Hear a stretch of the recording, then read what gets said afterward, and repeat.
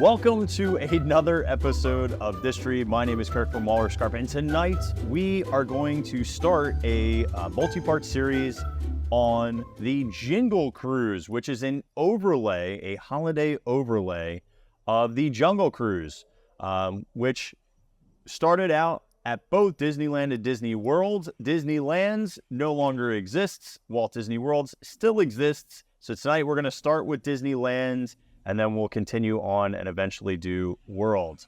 With me, as always, is the wonderful, well-researched, amazing author and theme park historian, Kate, the Disney Cicerone. Kate, how are we doing this merry, merry evening?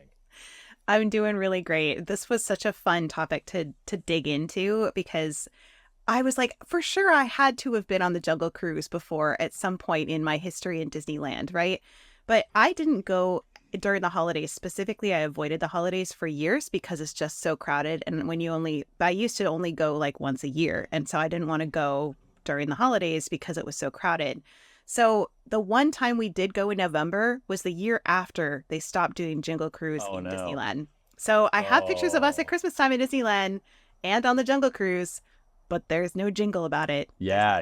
And this is a big deal. This is a big deal because you can relive. I think, wasn't your first time on the Jingle Cruise in Walt Disney World this year? Yes. Yep. Right. So that's a big moment and an exciting moment. But throughout our history, Kate and I both realized that it stinks. That Disneyland's was so much better. It kind of reminds me of, this is another case of It's a Small World being unbelievable with the holiday overlay and Walt Disney World having nothing. And it saddens me as a Disney Worlder. Yeah, I contacted Kirk. I texted him while I was doing my research because I usually do mine a little earlier in the week and he does his a little later. And I was like, you're going to be really sad after you see Disneyland because it's just not the same. It's not the same at all. Disneyland is amazing, and I think we need to talk about it. Let's talk about it. Let's dig in, shall we? I feel like we should start at the beginning about like when this started, just a little bit, and like the background story of it before we dig in. Are you cool with that? Go for it. Okay. So I will just throw out, we're going to do Disney World probably next week. This began in 2013, the Jingle Cruise did. And so you think about all these holiday overlays they're doing we've got Nightmare Before Christmas, the Haunted Mansion holiday over in the Haunted Mansion, and we have the Small World overlay happening over at Small World. And so this is basically, like we've talked about before, this is Disney trying to get more people to come to the parks in their off season, back when they had an off season is why they did this. So they wanted to entice people with new and different things, like see your favorite attractions and what did they do to your favorite attractions to make them Christmassy. So they did open. Magic Kingdom's version actually opened first on November 8th, and then Disneyland opened November 12th in 2013. Beat ya. However, the first year, it was so simple. I don't know, Kirk, if you looked at the ones from the first year. It's lame, is what it is. It's really sad. It's just the queue for the most part, with some changeover and jokes. Very minimal decorations inside the queue. Although the hats are a big deal now. I think the Santa Safari hats are pretty awesome. Yeah, the hats are really fun. They're kind of like made out of burlap, if you haven't seen them. So they're like burlap Santa hats is what they wear. It's really interesting because most of the decorations were in the boathouse, but there was nothing on the rides, nothing. And even the boats, the boat signs were changed. The boathouse had some like bows and small Christmas decorations, and they changed some of the jokes. And that was pretty much the Jingle Cruise for the first year. If you watch it, you're like, what's Jingle Cruise about this? But it was new. People had never had those experiences before. So even that was exciting. So it wasn't until the second year that the stuff that we're going to show you tonight and through the rest of the series, it wasn't until the second year in 2014 that they actually like dove in and really took full advantage of the storytelling for the Jingle Cruise. So this all featured a story of the skippers being homesick for the holidays. And Kirk showing you that hat. You have the safari hat that's on top of the safari hat, it looks like, because it's a Santa hat. and then it's Yeah. tucked on top of his hat. Yeah, he's got a hat on top of a hat, which makes it better. Hats for days. If you could put a hat on a hat and then maybe add another hat, that's what's up. Isn't there a book about that? Caps for sale? I don't know. I mean, as content creators, as business owners, we do wear many hats. Hatception. Yes, we do. I wear a lot of ears, but you know. So the backstory of this is that the skippers are homesick for the holidays and they're kind of stuck out in the jungle and they're making the best of their situation. And that they've shipped in a couple of crates, like airlifted them crates from home, or to decorate with and to do things with.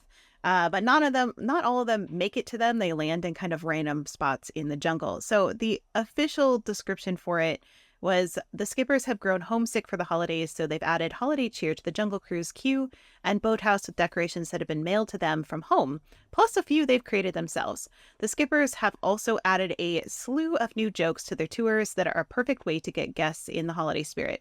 Additionally, Jungle Cruise boats have been renamed with the holidays in mind, and if guests listen carefully, they may hear a holiday-themed radio broadcast playing in the background, which we'll get to more about that in a bit. I do also have a poster for the Jingle Cruise as well. I love that. Because that's exactly what the original attraction poster looked like, and then just kind of adds hats, which I'm not gonna lie, adding hats makes a big difference. Look at that hippo. He's so happy with his Santa hat on. So that Elvin. Look at him. He's so cheerful. Let's do the first year queue. We showed these earlier, but these are the ones that say letters to Santa from crew, and then ship to Britain. I couldn't make out what this says, though. Miss Mary Torrens or something? Mrs. Marie, I think it's Torres, and then it says Scotland underneath it. Mm-hmm. Yeah. And then there are airmail stickers, or stamps rather, that I actually looked up, and they say Edward the 8th, 1936, because remember that is the year placement for the Jungle Cruise is in that time period, and it is a British colonial settlement. So this is very accurate for that, to have that stamp on it. Oh, that's cool. Mm-hmm. Yeah, I had zoomed in. I was like, who is on the stamp? It has to be the king, right? It has to be the King of England. That would make sense. Has to be somebody. It has to be somebody. We have a tree that it's just like, it looks like spears or arrowheads on the top. These are definitely spears on the top, and then candles going outside, and bamboo for branches. And I was thinking about this, and I can't remember if we covered it or if I read it somewhere else, is that, the very first, we covered it when we were talking about Christmas and how lights started and how they originated being candles on trees. Yeah, that was from Small World when we did that. Yeah. Yeah.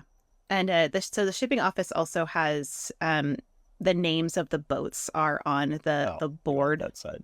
So the different names of the boats, and I might be missing one on the bottom, but the Amazon Jingle Bell, the Yule Kissimmee, which I think that's funny because Kissimmee is a nod to Florida. Yeah, they added that in 1964, and they didn't. Right, the Kissimmee, yeah. Yeah, but they didn't ever put it in Disney World. Like, it was only in Disneyland. Yeah, because we already have a Kissimmee. Like, Kissimmee sounds weird to people in Disneyland because unless you've been to, even if you've been to Florida, most people don't know Kissimmee. Well, they added it because of the announcement for during the Florida project. They added it. I don't know if it was 64, but it was around that time when they announced the Florida project. They added that to the Jungle Cruise to kind of build excitement for what was going to come over in Florida. So that's why it exists in Disneyland. Nile Nutcracker, the Congo Caroler, and the Ugali eggnog. Ukayali, I think is how you say it. Ukayali. So I couldn't tell if that was a C or a G. It is written kind of funny. So the other names of the boats. So the Amazon Bell is the name of the boat usually, and then it becomes the Jingle Bell. The Congo Queen became the Congo Caroler, and then the Candy Cane Queen. So it actually had two names over the course of its history. Ganges Gal became Ganges Garland, and then Gingerbread Gal. Hondo Hattie became Hondo Holly, and then Hanukkah Hattie. Irrawaddy Woman became Irrawaddy Snow Woman.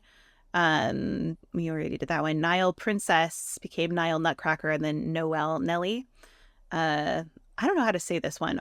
Orinoco Adventurous, I think is how you say that. And then Orinoco Ornament, and then Navidad Adventurous. They changed that. Suwannee Lady, and then became Suwannee Sleigh, and then Sugar Plum Lady. The Yangtze Lotus became Yuletide Lotus. The Zambezi Miss became Peppermint Miss. And so my understanding is the reason why they changed the names for it was because of the way that the skippers refer to the boats. And so if they changed it so that the part that the skippers are used to saying about the boats didn't change. Originally, they changed that part, and then it made like massive confusion for the skippers during this one time a year when they had changed all the names of the boats. So they adjusted that and made it so that the skippers wouldn't be as confused when they did this overlay, if that makes sense. Yeah, it does. Yeah. In 2013, when this was announced, they didn't have a lot of time, skippers wise, to prepare. Like it was like you woke up, you showed up to work, you notice that there's all these packages, and then you're like, wait, what? Yeah. There was one account of a skipper who walked in, saw all of the decorations, and we're like, what's going on? They're like, hang on, our morning meeting's going to explain it. And then literally they got thrown, like, add these jokes in. And they were like, what? They're like, yeah, you got to add these jokes. And then you put this on, you're good. Which is crazy. I mean, it happens all the time, but you would think it would be like a little bit more process driven, but not so much. Well, while we're there, that is the radio office there, and where they broadcast, the jungle radio. And so I actually have some notes about this specific. Nigel Greenwater does come back this time of year. So if you miss Nigel Greenwater, go on the Jingle Cruise because you'll get to hear him. Not in Disneyland anymore, but at least in Disney World.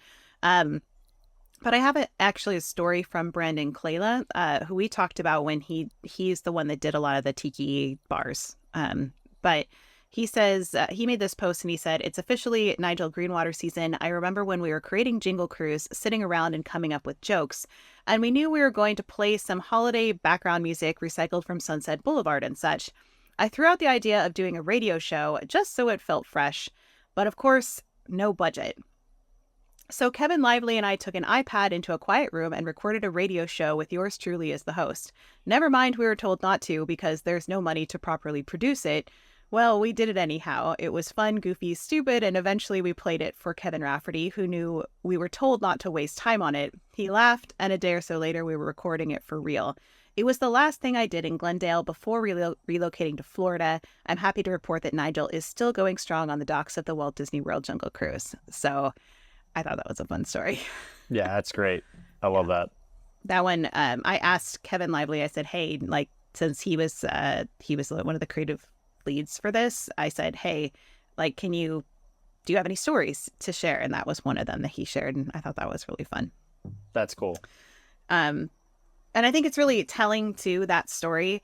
The reason why we have like virtually nothing the first year is budget, right? They probably are like, I don't know if people will care about this or if it will be a thing, or we're not going to throw like thousands of dollars at this if we don't know if it's going to be worth it, right? So I feel like after the success of the minor things they did in the first year, the second year they were probably granted a budget, and that's why things got better after that. Yeah. That's my best guess. That makes sense. Mm-hmm. I have this really cool picture, Kirk, that actually does have a story behind it. Of course it does. All of my things have stories. So this is, I think it's in that same office. Did you see this? It's a naughty and nice list. Yeah. I got a picture of it. Okay. So I asked Kevin Lively about this because I was like, why is only, if you look at it, the naughty list has like all these names on it and the nice list only has Arvin. And I was like, who's Arvin and why is he the only one on the nice list? And so I asked him, and here's what Kevin Lively said. He said, when I called down to the dock, okay, first he said, these are all skippers' names. So that's all of the names you see in the Jingle Cruise are all names of skippers that have worked or currently work on the Jingle Cruise or Jungle Cruise. when it's not Christmas. So he said, when I called down to the dock, I told the lead to pick one name for the nice list. He was the next boat to come into the dock, and that's who Arvin is on the nice list. He just happened to be the skipper that came into the dock at that time. So that's why Arvin is on the nice list. He was lucky. Yeah. He's a nice one. At least that day. So anyway, that's all I got for that. That's fun. I like that. Yeah. I did notice down here that there's a Christmas post truck, which I thought was like a cool little nod. I mean, It looks like if you look at the front of it, it reminds me of some of those earlier like 1930s-ish cars or trucks. So I just thought that was neat. Yeah. I didn't look up like what style it was. Yeah. I have another question. I don't know if you got a chance to look this up. Like some of these greeting cards, there's lots of greeting cards, not only here, but in the front of the queue as well. But they all seem to be of a similar style. They show up quite a bit, and they're all of this same artistic style. Yeah. I'm guessing they're time period appropriate. Oh, yeah. Do you want to talk about those? Sure. I don't know where this is located, like where this tool bench is in the queue. However, there's 3 kind of like handmade toys, one being a catamaran, the other being a bamboo train. And then for Claudia, she gets a little, kind of like burlap and hay little doll. Like all things you could make in the jungle, right? Yeah. I mean, almost all of it is bamboo for the most part. I also forgot to mention when we were talking about names, the decorations the first year were not like they are now for the signs for the names of the boats. Because they were now, I don't know if you can have one handy, Kirk, you can pull up of what one of the signs look like now. You know what? I think I only have whichever one you have. That if you're the same one. No, yeah. Wait, here, pull up that one. I've got a different one. Okay. So now what you see when you go in the Jungle Cruise is you see these signs that have like the first name, covered up with some cutesy thing. So this one says the Bertha. But then you see on Kirk's side, it says the Nile Nutcracker, but it just has decorations above the front. So it's like the whole sign has been replaced versus part of the sign. So that was a big change when they changed it from the first year to the rest. I don't know if that was the first year. That whenever they changed the names of them, I think is when they adjusted to this like partially covering it so it looks more handmade versus they manufactured their own signs. Right. Yeah. This is in the queue, right? Jungle All the Way. Mm-hmm. So that's the only thing I can think of, which we do have a Jungle All the Way in Walt Disney World as well. But this one is more natural. Like it almost looks like it's on like a tan skin canvas. And then there's a spear. And instead of like ornaments, it's like water jugs, but almost like Africanized or more, I don't know. It's just like really cool, like decorative patterning on the sides, but definitely not straight ornaments. Yeah, and that one was there the very first year in 2013, and I think it's pretty much shown up every year since that I've seen at least. Do we want to go and set sail with the Yuletide? Yeah, the only thing I couldn't tell if these were paper. You know how we were talking about paper chains or paper rings being a Christmas tradition? But that's kind of what these look like as well, which I think is kind of a cool crossover that both Small World has as well as here. And then on the front, they have 2 jingle bells. I feel like they're like candy canes-ish when I zoomed in on it. They kind of look like that, yeah. But I like how they're daisy chain, just like those paper ones would be. Mm-hmm. Oh, the outside of the queue, the sign where it says, zoom in here. Welcome aboard, passengers. Our holiday shipment has been lost. While on your excursion, please keep your eyes open for missing Yuletide cargo. I love that. And then it says, have a wonderful cruise. And they did change this just ever so slightly over the years. They just kind of added extra garland and they moved the lights around and things like that. So you can see that there's just slight differences from year to year. And they changed. So if you remember, we talked about that being the Donald head that's in the middle. It's supposed to be Donald Duck, but in more of a native style. But they did change the spears, the colors on the spears. They changed to red and green as well. A little festive. Mm-hmm. Alrighty, well, shall we hop on a boat? Go for a Let's cruise? get on a boat. Okay. I know this part. All right, I do have jokes too that I can I've pulled from a couple different ones that I can pull. So I do have one from as we're leaving the dock. It says, "Wave goodbye to all the nice people in the dock. Now wave goodbye to all the naughty ones. They have feelings too." So a little play on naughty and nice. And then you are showing all of the Christmas garland that's there first, and I have a joke for that says, "I hope you like the way I decorated my boat. We're expecting a shipment of decorations and ornaments and presents, but it never arrived. So if you'll see if we can find any out in the jungle, if you see any, just point them out to me, okay?" Oh, this is awkward. They didn't notice them. So Yeah, it's very apparent. It's gaudy. The best way I can explain the Jingle Cruise, Walt Disney World versus Disneyland. Disneyland looks like somebody took a Christmas tree shop and exploded it all over everything. As gaudy, yes. It's there is so much excess. And then Walt Disney World is like the neighbor who wants to participate, but just barely. That's how I feel about the differences between the two. They're like, I feel like the Walt Disney World is oh, we're forced to put up decorations, so I guess we'll do the bare minimum to Right. get by. No, this is somebody who comes out and they change their whole identity to Christmas in, from November and December on. That's a good way of explaining it. Yep, 100%. And so this area also has these toucans, which I believe we talked about these quite a bit back in our Jungle Cruise podcast series. But they're making a nest with the garland. So they have it in their mouths. They have little pieces of garland. And I thought that was really fun. And the joke that you usually hear here is we just recently found a new bug here in the Jungle Cruise called a humbug. Let's go ahead and take a quick listen. And they go, "Bah, bah." Yep, just as I thought, a bah humbug. They only stick around this time of year. Don't know why. So that was a fun one. Yeah, I like them. Yeah. There's also another set of these on the other side that are green. But on any of the videos that I've seen, because nobody has pictures of them, it's really terrible to see them. It's hard to see. It's always through the metal grating. Yeah. These ones are more the really obvious Yeah, they're ones more that are prominent hard to because they're miss. right on that curve. Alrighty. So I do have just a joke for the Temple of the Forbidden Eye as we go by that, because that's what comes next before we hit the Bengal tiger. So the joke that they tell for Indiana Jones is, "Over here you see Indiana Jones in the Temple of the Forbidden Eye. Dr. Jones will not be attending any New Year's Eve parties because he just hates it when the ball drops."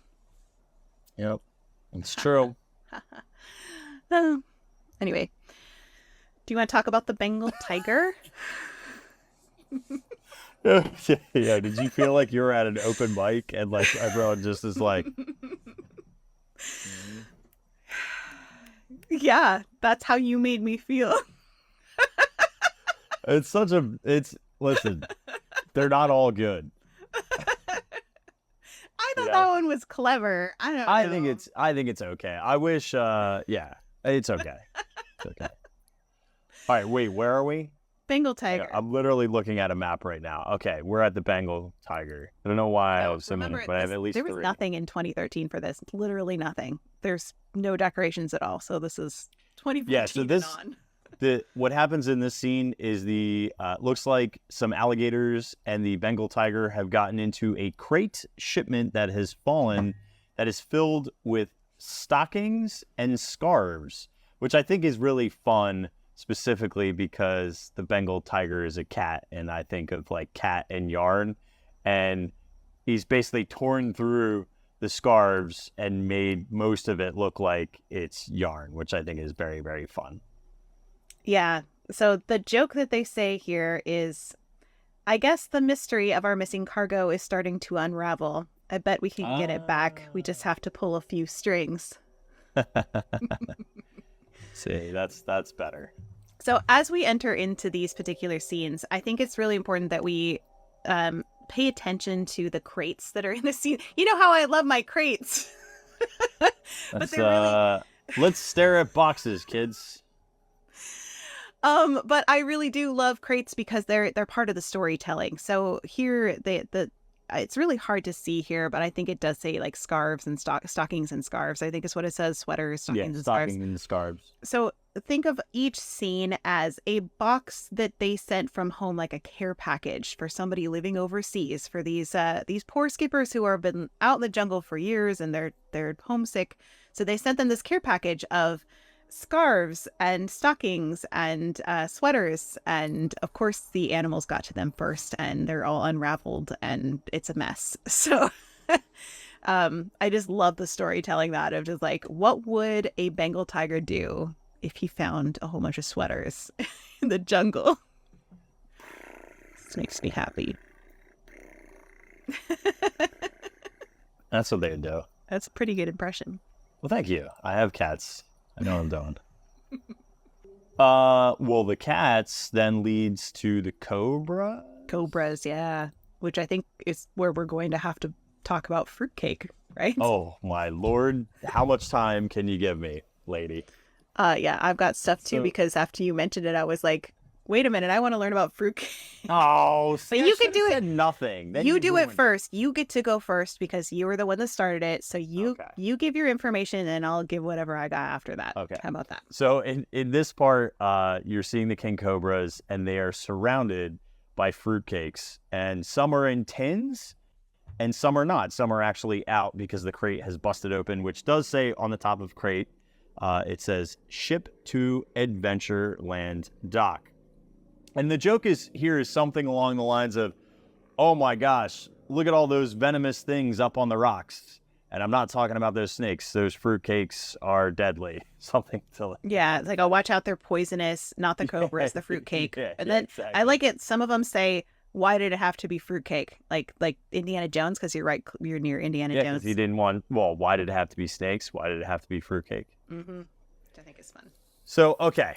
First up, I saw these people on the tins, and just the style of it reminded me of those Christmas things. And I was like, I can actually read this where I can't just Google the images effectively to try to figure out where those Christmas cards are. So I figured out that it does say Harry and Betty's Fabulous Fruitcakes. So that's what started me down a rabbit hole. Now, the first thing is, this is a traditional vintage fruitcake tin, and there was Carroll Street Bakery in Texas was very famous, especially in the like 1910s all the way up through the 50s, and they would sell fruitcakes in these tins. Now, if you've never seen what a fruitcake is, it's basically a combination of sugar. Hang on, I have an old school recipe here. I can tell you everything that's in a fruitcake. And trust me, I'm getting to a point here. Okay. The oil, sugar, molasses, eggs, flour, baking powder, salt, cinnamon, nutmeg, orange juice, raisins, dates, candied fruit, and nuts. Here's a moist and tasty beauty designed for today's families and their appetites. It slices easily and tastes better and ever after storing a week. Okay, this is important. So this is from a 1950s cookbook, and that little line, they taste even better after storing for a week. Why is this significant? Well, fruitcakes have a really wild history. They started all the way back in the Roman times, and fruitcakes in their oldest version were a sort of energy bar made by the Romans to sustain their soldiers in battle. So Roman fruitcake, did you know this? Mm-hmm. Okay, so Roman fruitcake was a mash of barley, honey, wine, and dried fruit, often pomegranate seeds. And then eventually, when modernizing these, you would get Wait. There's such an important part for Rome there. Oh, go ahead. So it was called satura, and with its hodgepodge of ingredients, but it was connected to the word satire. Which is the literary form that the Romans helped create. And satire is, of course, like kind of dry comedy, right? So this like original form of fruitcake is connected in that way to a form To of be comedy. dry and a joke. Isn't that It's a amazing? dry joke. It's a dry joke. That's fun. Yes. I like that. That's very fun. Then eventually they start adding in Europe, in like the more Middle Ages, cinnamon, clove, and nutmeg, which I had no idea that nutmeg grows. It's a paired fruit or a paired spice. There's mace, which is wrapped around nutmeg. I had no idea. And you have to remove mace from it to get the nutmeg. And there's like very Mace, few like the days. thing you spray at people if you like need to. No. Like mace is kind of like, think like old timey, like frankincense and myrrh era. Like mace Think was like another pepper one. spray. It's not. Stop saying it's pepper spray. It's not. It's the like I'm trying to tell you what like flavors it evokes. Think your cinnamon, think your clove, think your nutmeg. Mace is right in there with like allspice and all of them like flavor wise. But Okay. I had no idea. It literally surrounds nutmeg. So Yeah, I didn't like know that you have to either. remove that. Nutmeg is like the nut inside of this plant that also has mace, which is like a fruity, pulpy texture, which I think is crazy. So, but the one thing that the Europeans really noticed is that if you added sugar to fruit, then you could preserve them into almost like a crystallized fruit. So it became a method of preservation. So candied fruit was a way of preserving fruit that you could use later on. And in fact, this made perfect sense for fruitcakes having an amazing shelf life. And in fact, in 1910, when deliveries in the United States became free out into rural areas, this became a perfect product to ship via mail. So in 1910, you would see littered in post offices those vintage tins of fruitcake because it wouldn't spoil, it would last long, and you could mail them really effectively out into all the areas in the United States. The other thing is, fruitcakes, you actually season them, this sounds so gross, but it's so interesting. I didn't know. By the way, I've had fruitcake. It's nasty. Like, it is just gross. Like, it is gross. But you season fruitcakes, and that's why that 1915 says, like, after a week, they taste better. They not only do they supposedly taste better, but they also slice better when they're older. It's because it releases the tannins in the fruit or whatever. So that's what makes it. But they seasoned it also with periodically brushing distilled spirits on it and storing them tightly wrapped in a cool, dark place for up to 4 to 5 months. Typically, they would use brandy or rum, which are more sugar-based distilled alcohols. Or if you were in the American South, they would use bourbon because that was just what they had. So it's wild to see the fruitcakes became so popular. One, because of shelf life. Two, because of shipping. Yeah. Otherwise nobody would know that fruitcakes exist. But wait, there's more. There's Do you more. want to know more about fruitcakes? Yes, I haven't even scratched the surface of fruitcakes. I'm hoping you don't have what I have, because what I have is I have what you have. I have what you have, and you can't take it from me. You can enjoy your New Year's Eve baby. I'm sitting back. I'm listening. Just all right. things in when I have things. So I have to show you. I just spent I went on this rabbit trail of fruitcake things. First of all, there is a fruitcake that they found in Antarctica. It is one of the oldest foods in Antarctica. Actually, probably the oldest food that they found. 106-year-old from an excursion by Robert Falcon Scott. This was in 1910, called the Terra Nova, and it's the first documented time that anybody has ever gone to Antarctica. And in the first building that was ever constructed in Antarctica, they found in a rusted up tin a fruitcake. And and this is a Huntley and Palmer's fruitcake, which I think is funny that it's Harry and Betty's fruitcake because it's actually named after people. So Huntley and Palmer's was one of the more popular ones. but it had very little signs of deterioration because of, again, the colds, and it just got preserved. And yeah, they found it on the shelves in this building with a bunch of penguins around it. How cool is that? I love it. It's so Christmassy. It's very Christmassy to see them. But the other reason why you're thinking like, well, why on earth would this dude in 1910 bring a fruitcake? And the thought was members of Scott's team had conducted studies that said a high-carb, high-fat diet would be optimal in harsh conditions. What is so crazy, though, is that Scott starved on the way home, which means if he would have brought the fruitcake home, he might have lived. Fruitcake saves lives, friends. He could have. That's what we're learning this Christmas. He could have. All right. But wait, there's more. That's not the oldest fruitcake in existence. You thought a 106-year-old fruitcake is old?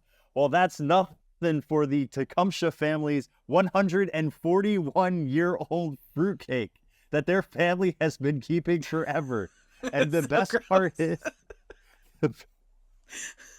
the best part is that Fidelia Ford, who is like the third generation of keeping this fruitcake.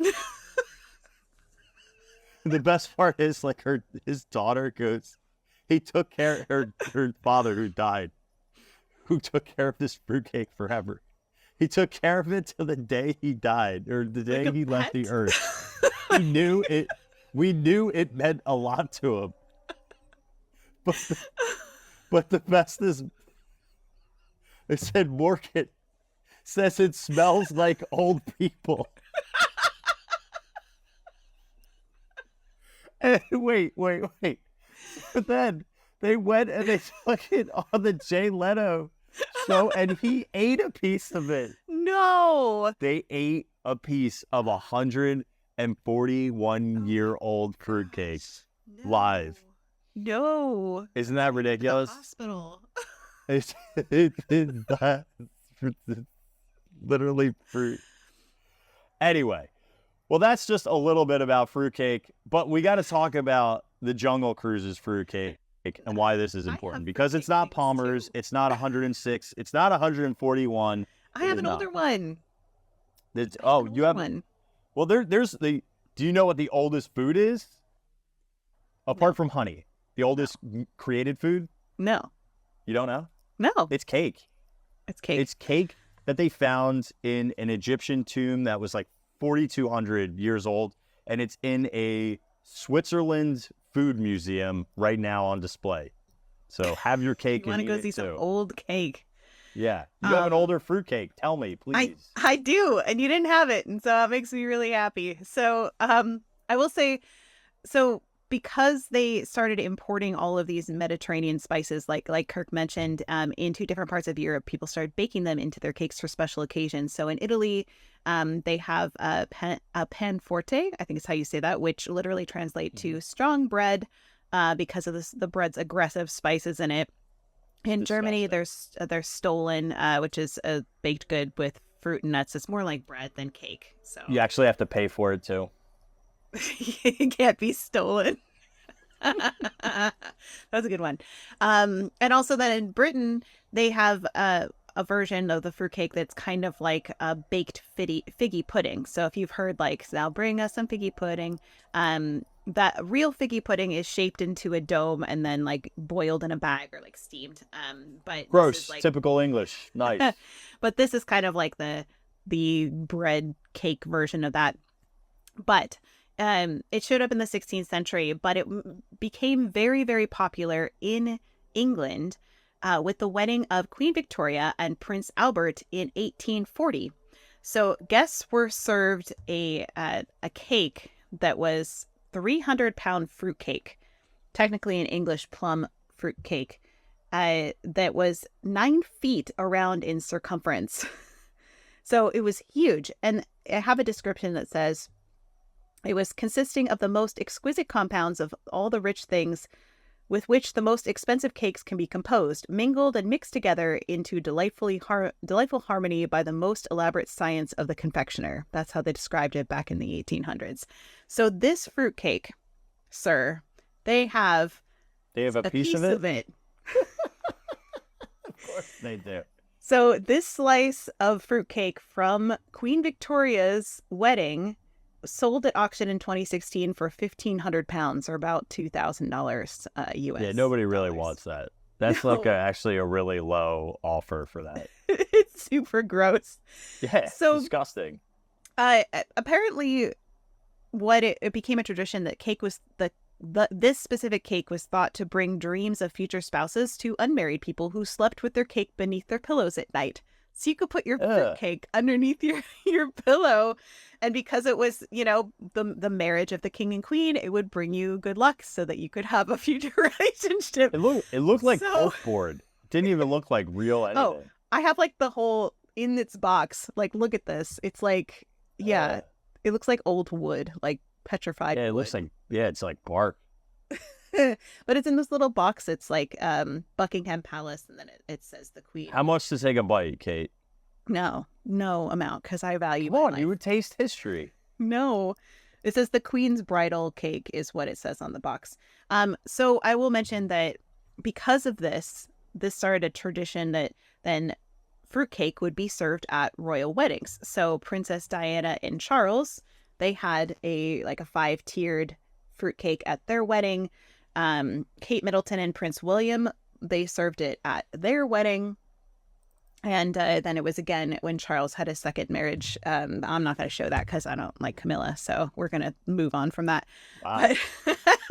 But so in one way or another, fruitcake has been incorporated into all of the royal weddings pretty much since then. And for a while, fruitcake was what you served at weddings for a long time in England because it became fashionable with Queen Victoria, which I think is really interesting. So that's what I got for fruitcake. Found a lot of the other stuff you already said, so I was like, I'm not going to repeat that. So okay, good job with your research there, Kirk. No, it was good. It was good, but we're not done yet. I have more fruitcake history. Are you ready? This is the fruitcake episode. This is welcome to our fruitcake era. Dude, the best part is we haven't even gotten to the fun Disneyland fruitcake history. No. You don't know about this, do you? No. Oh, you're going to love this. Tell me. I'm ready. I'm all ears. Buckle up, kiddo. I'm buckled. It's going to be a bumpy, fruity ride. Welcome to Harry and Betty's fabulous fruitcakes. So, amid all of the enchanted holiday decorations adorned in Disneyland, there lies a subtle detail, often overlooked, and it's the pride and joy of and has profound personal significance to one person in Disneyland, Brian Sandall. Oh yeah, Brian Sandall. The names Harry and Betty reoccurringly emerge across iconic attractions like the Jingle Cruise, Haunted Mansion, Santa's mailroom float during the annual holiday parade. And behind this is someone who broke rules to immortalize his parents. So this is Brian Sandall's parents, Harry and Betty. And Brian, he was the creative force behind and was the creative director for Disneyland's holiday decorations. So this is what Brian had expressed. No one will ever know who Harry and Betty are, but I will. They're my mom and dad. And despite going against the risks of going against the rules, he found solace and purpose in paying homage to his parents, infusing them throughout all of the attractions that he worked on, which I think is really cool. So Harry and Betty's fabulous fruitcakes are from Brian Sandall's parental legacy. And I do have a picture of him with his parents. This was when he was a lot younger. That shows up later in the attraction too. Yep. His name. Yeah. And then here's him outside with the snakes. I don't know how I missed that. That's so great. Yep, this is a good one, right? And then here's on Santa's list, Harry and Betty. And then inside the attic on Haunted Mansion Holiday, Harry and Betty. Isn't this cool? That is really cool. I love that. And then on Von Ginger, there's a letter. Or no, this is on the parade float, is Betty as well. Oh, that's so sweet. Isn't that fun? I love that. Yeah. Good find, Kirk. See, I always try to get one. I got one. You got one. And we both get a point, I think, for the fruitcake stories, because those are great. I think so. Yeah, I told you, fruitcake is it's a fun historical thing to talk about. Mm-hmm. I enjoyed researching it. Alrighty, so shall we move on to the elephant bathing pool? No, let's talk more about fruitcake. I think I'm fruitcaked out. Yeah, me too. All right, so the elephant bathing pool is decorated with a whole bunch of garlands and wreaths. So just that's what landed in there was a crate full of Christmas garlands. And I have some jokes from there. I have, I'm not going to do this right, the 12 Days of Christmas, and it's like 1, 2, 3, 4, 5 floating wreaths. So it's a little joke there. And then the elephants found our shipment of wreaths and decided to turn it into a game, Ring Around the Nosy. During Halloween, though, they always play Trunk or Treat. At least the wreaths won't dry out this way. Oh, and that's Bertha, the ringleader. So that was pretty fun. So She looks great. I mean, yeah. Again, like, the cool part about this, how much money does this cost? You know, let's say it's maybe $1,000, $2,000 max. Well, they probably already have all the stuff, right? That's what I'm saying. Like, this is nothing, but look at how festive it looks. It just looks so fun. Yeah, it's really fun. It's super gaudy, but in the best way possible. So the Ring Around the Nosy joke comes from, for those of you who are listening to the podcast, one of the elephants actually has a wreath around his trunk. So that's the Ring Around the Nosy. You mean his nosy? His nosy, yes. I was going to say nosy. I was like, no, wait. Did you notice that the one that has the full moon has one on his tail? Mm-hmm. Did you notice that one? Yeah, that's so cute. It's a little tiny one on his tail. Yeah. I don't really have much else in this scene unless you do. Like, nope. No, history is just really fun. So. Yeah, just fun. So at this point, we move on to the baboons that have gotten a crate of Santa costumes, which this one actually is one of my favorite parts in the whole thing because of the way they don't really know how to use it. So I have a quote that is from Brian Sandel, who you just talked about, the art director. And he said, the whole idea of this is that everything has sort of crash landed in the jungle. The baboons don't know how to wear Santa costumes. That's the humor of this. That everything has landed in the wrong place. And then the jokes I have for it is like, look, those baboons have gotten into Santa Claus costumes. That one there got the boot. And don't make a monkey out of Santa. That was another one. So I love the one with the boot on his head and the like the hat as a glove. I think the one, I don't think it's in that picture. There's one where he's actually wearing the like white glove like on his nose. Like I think that's my favorite one. Here I have kind of a blurry picture of it. You can see him. He's wearing it. Oh, that's funny.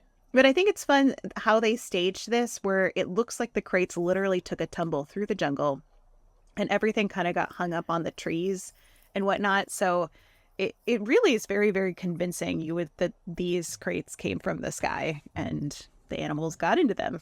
So, yeah, it's funny because that's what happens in the Walt Disney World version, but it's less convincing that everything's coming out of crates all the time. Like it's not as prevalent as it is here. I think that storytelling is very convincing at all. Good. Yeah, I didn't want to use that word, but yeah, I think that it's lost. Well, because it's just not fleshed out enough. There's not enough like storytelling happening in staging of items and stuff like this is. Do we want to move on to the gorilla camp? So this is the one where the gorillas have baking supplies. So they've gotten their crate that came down is all the things to make Christmas cookies. Yeah, I like this one. This one's fun. I particularly like the big gorilla on the left-hand side who's dunking his kid in flour and just like lifting them up and down. I love that too. But there's a lot. I mean, it's flour, it's sugar, it's nutmeg. And they also have Sandel's Baking Supply Company up there on the top as well. Brian, put your name in there again, bud. Way to get in trouble. The one has like an oven mitt on his hand, and then there's also like a bundt cake pan down there. Yeah, there's spoons and cookie sheets and cupcake tins, sugar, flour, nutmeg, pretty much everything you'd use to make Christmas cookies.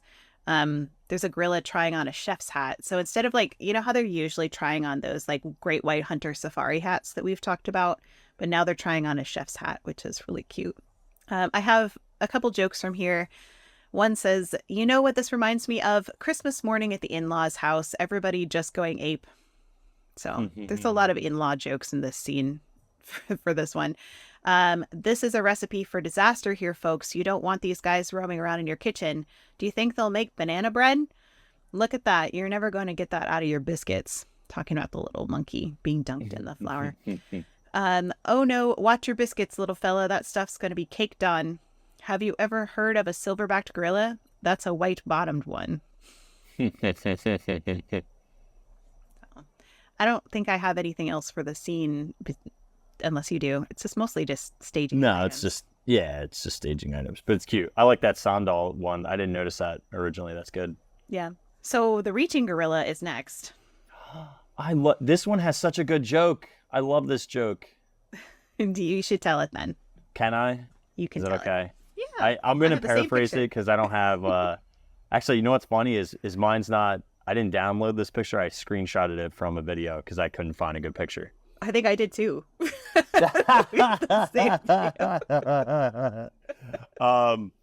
So on this one, I don't know what the setup line is, but it's basically like that gorilla didn't want any of those candy canes because they weren't in mint condition, something like that. Or Santa didn't want those candy canes. They weren't in mint condition. I have this guy here is trying to get those candy canes. Can you blame him? Those things are in mint condition. Yeah, I love that. That's such a funny line. I like that. I already used it tonight in a different context.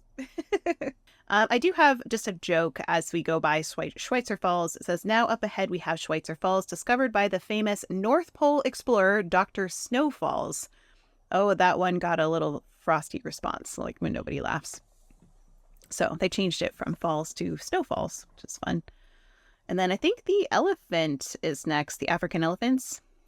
If I'm this is the ones with the jingle bells? Yes. On both sides. Yep. Yeah. One has one that's like on the other ear. I don't have a picture of that one though.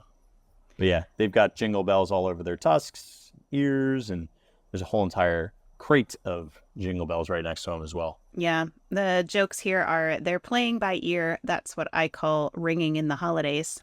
And it seems we've discovered a new breed called the African Belephant. I'm sure the local doctor will know what to do about that ringing in his ears. Yeah, definitely has tinnitus.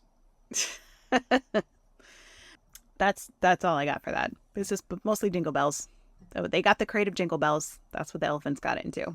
So I do have some things as we head into the African Veldt, the like Inspiration Falls kind of area that has the snow on it is what comes next. And I think this is a really fun one. This was actually added in 2015. So this wasn't there in 2014. It was added later. And it has a crate on it that says Arundel Decorating Company. And then it says, oh, that's cool. Let it snow. Yeah, I was going to say, I definitely have never seen that. That's fun. Yeah, and so they have all of these plastic snowmen. There's a quote from Bill Slusser who says, it's all about snow and snowmen. The interesting things here are the snowmen are actual molds recast for us, so they're very authentic. So if you think of like the snowmen that you would see in the 1950s, like out in your like yard, the like plastic snowmen, that's what they have kind of all over this area with these big giant snowflakes and frozen water. And the snowmen were then recast for them from those original ones. They're there and they show up a little bit more as you like head into the Veldt, but there's some floating in the water as well. Yeah, there they are. But the idea that it came from Arundel, I think is a really fun little nod to Frozen. Yeah, it's cute. The jokes here is there's nothing like snow on the side of a hill. And that's nothing like snow on the side of a hill. I don't know what that is actually. And then this one says, there's nothing like the sight of freshly fallen snow. And this looks nothing like it. So they kind of play with the fact that it's giant snowflakes that don't look like snow. Yeah, they look nothing like snow. I mean, they do. They look like snowflakes, but if they're magnified like, a million times. So yeah, so that's a really fun scene that they added to kind of plus it as they went along. Shall we head into the African veldt? Sure. This one I think is really fun because it has the crate is all lawn decor. So it's essentially like everything you would use to decorate your house outside. And that's what's fallen here. Can you read what that says? Because I don't know if I have it in my notes. It says plastic lawn decor and more. So they have that. There's a sleigh coming out of there with a snowman inside it. They've got garland. But if you look in the trees in the back, there's like a whole bunch of reindeer stuck in the trees. There's reindeer stuck in the trees. There's also gingerbread men. There's also like the candles. Yeah. Mm-hmm. Yeah. And there's toy also soldiers. there's toy soldiers and nutcrackers as well. Yeah. And then as you go along, I think it's really fun what they did here with the staging. And I have a quote or a joke that says, "The Lions have gotten what they wanted for Christmas. There's Dasher and Dancer and Prancer and Vixen. Comet wasn't as fast as he thought he was." And I think my favorite detail of that is the lion cubs, because there's like a head missing from one of the reindeers and the lion cubs are like playing with it. Around the lions, there's a whole bunch of headless reindeer like lawn ornaments. And there's a gingerbread man back there too. But do you have anything else about this scene? No. Hang on, I'm just gonna try to make it look exactly like yours. Wait, I have some jokes. Okay, hold on. Let's see. Just kidding. They're for the next scene. No, wait, I have one. Don't eat that. It's molded. It will slay them. That's funny. I was like, wait, I have one more. Okay, that's all I got. All right, on to the next. Do you want to talk about this one? I mean, this is definitely the Lost Caravan is one of the coolest scenes in general. But the fact that they've changed the giant tree or totem pole into a huge Christmas tree, and the fact that the very, very top, he's holding a Christmas star, but then also the rhino below has a Christmas star on his horn. And then there's ornaments everywhere. I guess you would figure this crate, I don't have a picture of it, but the side, probably on this backside, it probably says ornaments or tree trimmings, or you know what I mean? Yeah, I don't think I have it. Because this is actually, what's cool about this one, and we get this detail in the Disney World one, is we actually get to see a parachute. In most of the other scenes, you don't get to see any kind of stringing, or you just see the crate has collapsed. Here, you're actually seeing the parachute, because how would you get things into the jungle via crates? Like, why would these crates fall from the sky? Because they would parachute them in. And so this one landed by the hyena and rhino and the Lost Caravan. I have an actual like schematic that they're looking at as they are setting the scene for setting it up. So that's what they look at for Imagineering to set it up, which I think, yeah. And I have a little quote from it. The Lost Safari found these Christmas decorations and they decided to celebrate Christmas on their own in a traditional Disney fashion. As guests go by, they'll see the laughing hyenas playing and frolicking and tinsel and garland and obviously eating up our fun. So the idea is that the broken ornaments are all around there and the animals have kind of like, they were trying to make a giant Christmas tree out of this, but then they were sent up what they call the North Pole because the rhino came. So that's what that scene is. The jokes here is, here's that safari we've been looking for. Hey, Mr. Rhino, that star goes on the top, not where you're trying to put it, because the rhino has the star on his Keister horn. Yeah. Then he says, then they say, oh, how sad. Look at all those broken ornaments.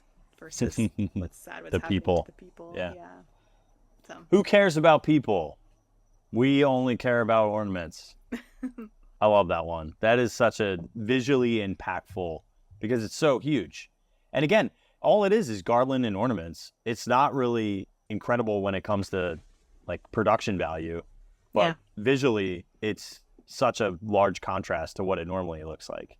Yeah, it's the storytelling really makes a difference because it's like, obviously they were trying to have themselves a very merry little Christmas and they didn't quite make it.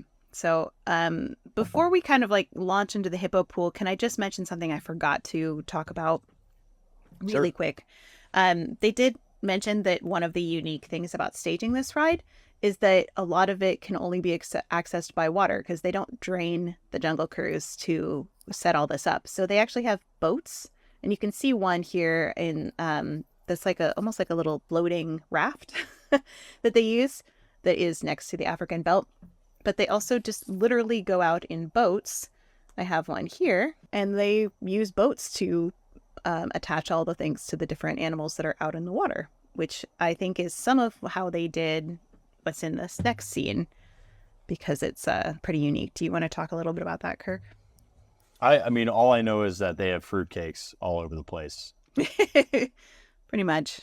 That's pretty much it. It's just free floating fruitcakes. There's also the fruitcake tins. And then one of the hippos like has a fruitcake like pretty close to his mouth. But there is one crate, but I have no idea what it says. It's floating behind them, but they go past it so fast. Yeah, I don't think I have. Oh, I think it's fruitcake. It's a fruitcake crate because I have a note about that. It's there, but I can't tell. Yeah, so a couple of jokes they say here. They say because it's so cold this time of year, they wiggle their ears to keep warm. They wouldn't want to get hypothermia. Mm-hmm. And then we're coming up on the hippo pool. It looks like they're a little upset. I guess it's because of all that fruitcake. I thought that would sink to the bottom, but it looks like you can have your cake and eat it too. Then somebody else said that their skipper just sang the hippopotamus Christmas song. That's like all they did. It was like a big Want a rendition. hippopotamus for Christmas. That would be pretty fun. There's also kind of a hidden Mickey fruitcake, hidden Mickey in the water that I forgot to mention. That's They're all the same size, not a hidden Mickey. You're going to say perspective. Wishful thinking. Mm-hmm. I'm going to send you a fruitcake. Like, hey, that's. I'm going to send you a fruitcake for next week, and you have to eat it on air. But fun fact, it came from the royal family, so. I feel like we should have fruitcake for the next episode. That would actually be funny. No. I'll get one of those Italian panettones. I've never actually done it, but Italians like to put it in the bag and shake it. Yeah. Never had one of those before. Maybe I can find them. They sell mini ones. And we'll just have like a fruitcake feast. Yeah, no, I think that is a good place to stop for before we do next week, because there is some really cool stuff coming up with Headhunter Country and then the Piranha Pool and the end of the ride. I have some significant. I want to celebrate Piranha, the Festival of Bites. Festival of Bites. I know. Nobody's stopping you, Kirk. I know. A little Christmas hat on a piranha and you got it. I need to work on a t-shirt design ASAP. I wonder if Kevin Lively has any Christmas piranha things in his store. He has piranha, but not Christmas piranha. Yeah, I could just put a little head. I could put a head on one of the mutant piranhas. Do a little mini plug for, what is it, skipperkevin.com, I think? Yeah, skipperkevin.com, yep. Yeah, for him helping us out a little bit with some of these facts since he was creative lead. So go make sure you check out his tiki-themed art. And he did some really cool mystery ornaments recently, too, as well. So go ahead and head on over to skipperkevin.com. Both like wood sculptures, but also lots of painting, too. But some things are multimedia. So, yeah, it's really cool. Yeah, I think he's also has these hippos there's one that's in the Jungle Cruise queue currently, and he made it, and he sells those also that he makes. He's got alligators too, and he also has a Yeti right now up for sale. Yeah, he has some really cool stuff. So go support a former Imagineer who helped make Jungle and Jingle Cruise happen. So, or at least the modern interpretation of it, I should say. Yeah. So that's enough fruitcake talk for tonight.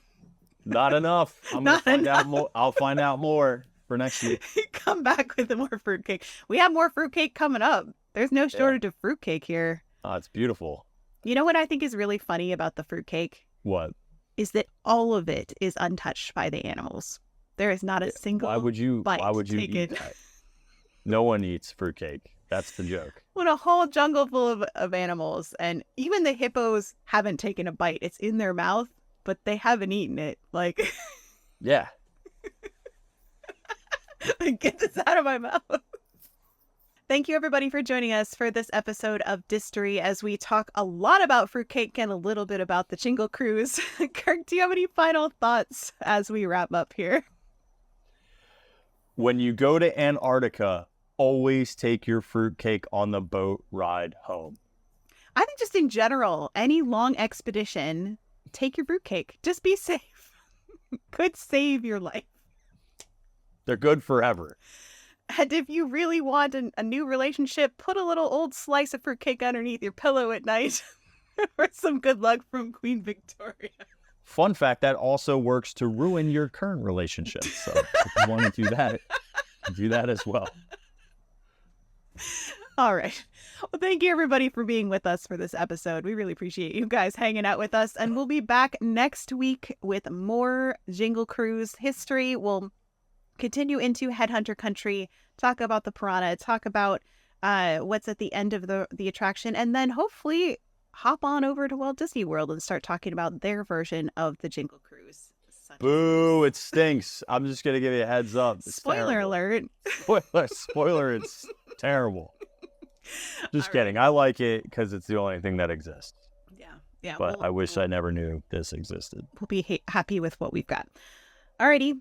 Thank you, everybody, for joining us. We'll see you next time. Have a good night. Jungle all the way.